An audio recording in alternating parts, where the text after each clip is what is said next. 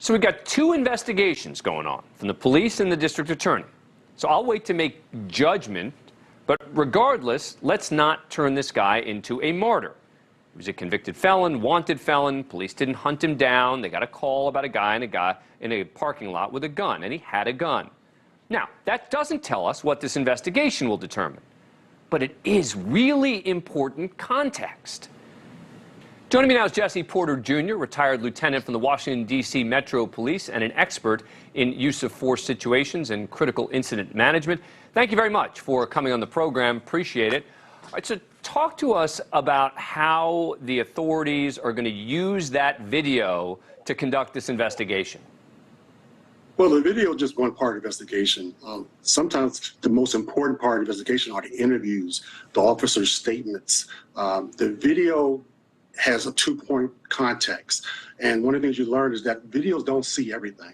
Videos don't capture emotions involved, officer's fear, the subject's fear. It doesn't capture everything you possibly can do in an investigation. So you have to look at the video as just one part of the investigation.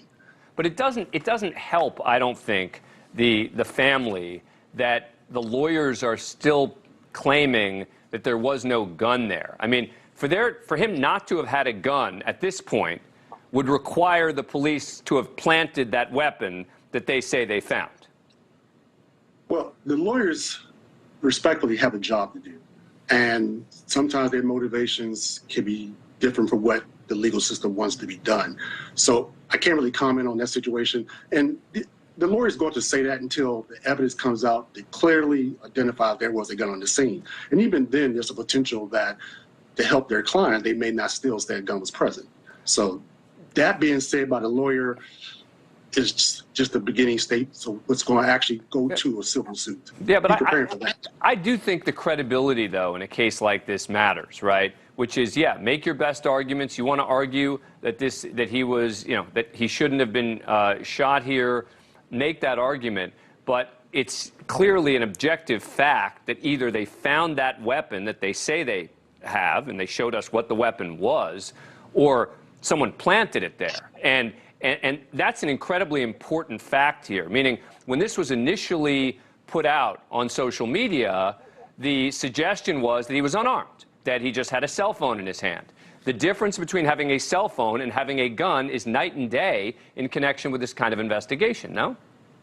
That's true. And that's one of the things I always tell officers when I teach them. There's always a video out there. And that's one reason why I tell police officials, you have to be careful when you make a public statement, because there are always going to be more videos that are going to pop up later during the investigation. And there may be videos that actually help the case more, show a better perspective, a different angle that actually clearly shows the gun. You don't know that in the first couple of days or weeks of investigation, because some people may not have loaded their videos yet. So we won't know for sure until all the evidence is present. All right, and we shall see what turns up here. Jesse Porter, thank you so much for coming on the program. Appreciate it. Thank you for watching. Go to NewsNationNow.com to find NewsNation on your cable provider. And don't forget to click the red subscribe button below to get more of NewsNation's fact-driven, unbiased coverage.